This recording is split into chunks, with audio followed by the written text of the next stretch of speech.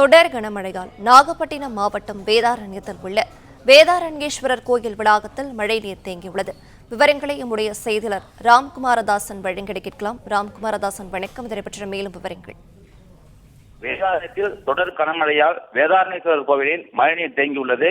நாகை மாவட்டம் வேதாரண்யத்தில் 2வது நாளாக தொடர் கனமழை பெய்து வருவதால் வேதாரண்யம் அருள்மிகு வேதாரண்யேஸ்வரர் கோவில் வளாகத்தில் மழைநீர் சூழ்ந்துள்ளதால் பக்தர்கள் சிரமப்பட்டு சாமி தரிசனம் செய்து வருகின்றனர். தமிழகத்தில் வடகிழக்கு பருவமழை தீவிரமடைந்து வரும் நிலையில் வங்கக்கடலில் ஆழ்ந்த காற்றழுத்த தாழ்வு மண்டலம் இன்று புயலாக மாறக்கூடும். இதனால் டெல்டா பகுதியில் உள்ள கடலோர மாவட்டங்களில் கன முதல் மிக கனமழை பெய்யும் என வானிலை மையம் தெரிவித்துள்ளது. வேதாரண்யம் பகுதியில் நேற்று காலை தொடங்கிய மழையானது தொடர்ந்து 2வது நாளாக பெய்து வருகிறது. தொடர்ந்து பெய்து வரும் மழையால் வேதாரண்யம் அருள்மிகு வேதாரண்யேஸ்வரர் கோவிலில் உள்பகுதி மற்றும் வெளிப்பகுதியில் 1 அடி மழைநீர் தேங்கியுள்ளது. கோவிலில் உள்ள மணிகர்ணி தீர்த்த குளம் நிரம்பியுள்ளது. கோவில் வளாகம் மற்றும் குளத்தில் தேங்கியுள்ள மழைநீரை 2 மின் மோட்டார்கள் வைத்து இறைக்கும் பணியில் திருக்கோவில் பணியாளர்களும் நகராட்சி பணியாளர்களும் ஈடுபட்டு வருகின்றனர். 2வது நாளாக தொடர்ந்து கனமழை பெய்து வருவதால் பக்தர்கள் இன்றி கோவில் வளாகம் வெறிச்சோடி காணப்படுகிறது.